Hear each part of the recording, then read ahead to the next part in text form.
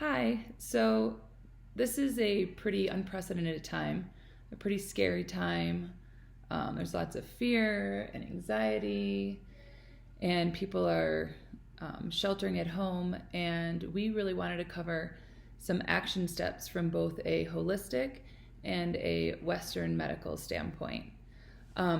We are married, so we get to have discussions like this all the time and look at things from both of our different perspectives and see things in different ways and challenge each other.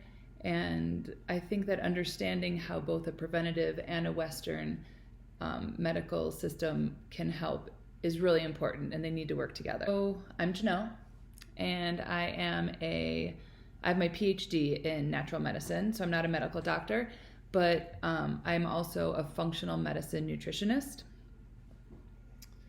I'm John. I'm a emergency medicine trained physician. So let's start with the basics. So this virus, it spreads really easily, obviously, but it's not a superhero, and it can be killed pretty easily. So that's why we wash our hands and use hand sanitizer everywhere we go. Literally, we have them in our pocket, in our car, everywhere.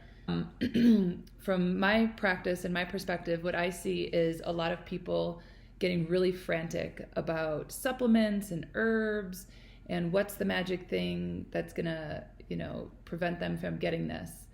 And on the opposite side, I see a lot of people letting go of all their old good patterns and maybe binge eating or drinking a lot, staying up late, stress eating. So both of those things are, on either end. And what I want to remind everyone is that the small things really are the big things.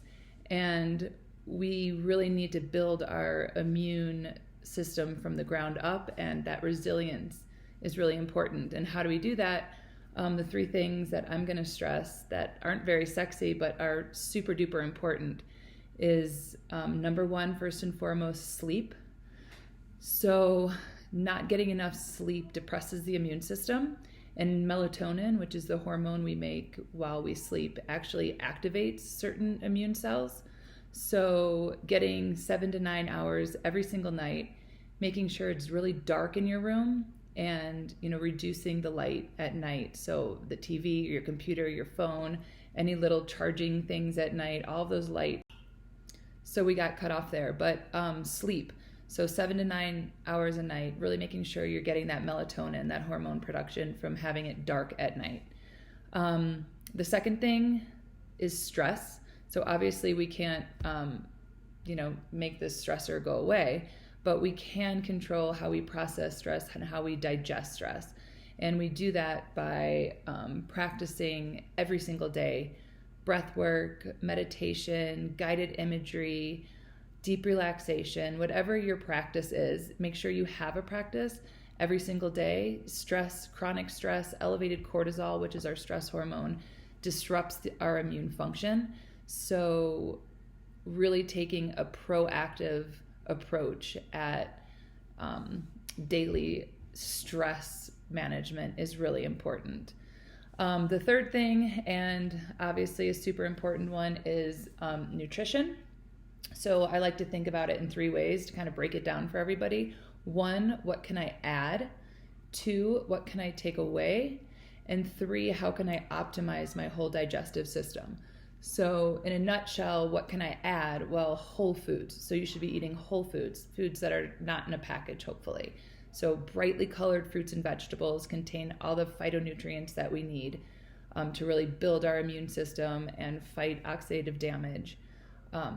Making sure you get good fat, fiber, protein at every meal and snack.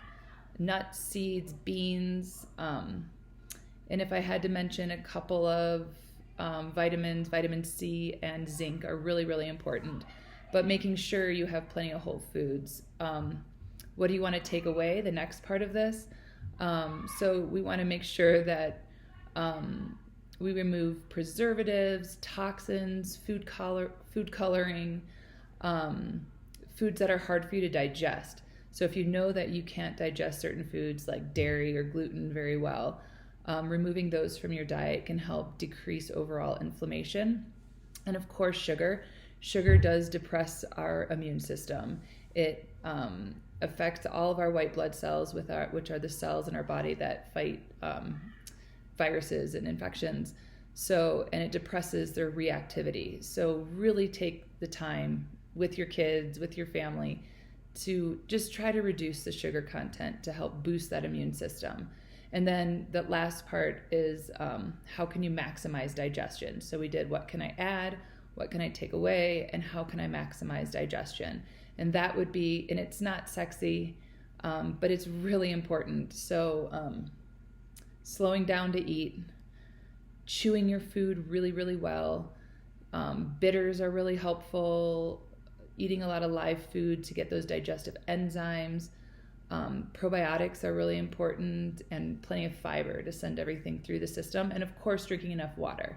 So all of those things maximize our digestion so that we can actually break down our food and get all the nutrients and keep inflammation as low as possible to really boost that immune system. So again, those small things really are the big things, even if they're not the sexy herb or supplement, but they really are the things that matter for keeping your overall resilience really strong. That sounds good.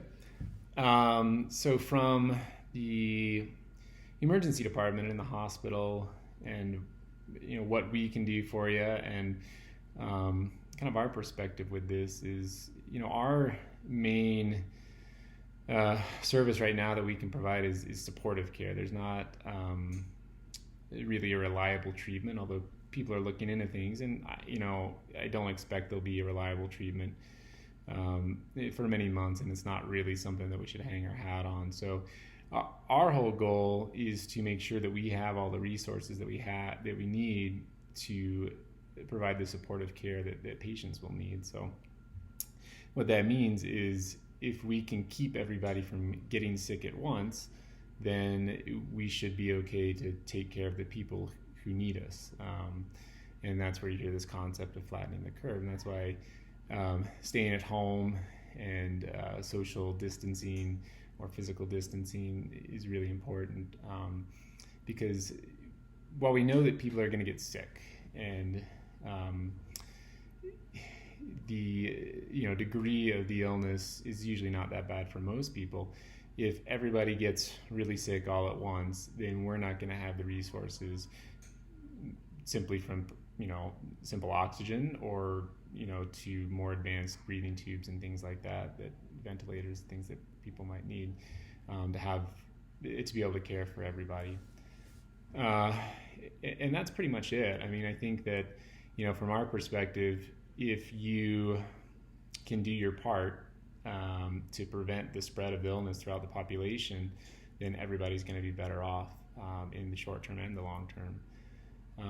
From a more personal level for individuals, most people who get this are not going to get seriously ill. We know that around 80% of people that get this are not going to get seriously ill, or really need any sort of additional medical care besides your typical things that you can do for yourself at home. Another chunk of those people, the vast majority of people that do need more medical attention or hospital-based care, will need things like oxygen, but aren't necessarily going to be critically ill. And then a small percentage, although not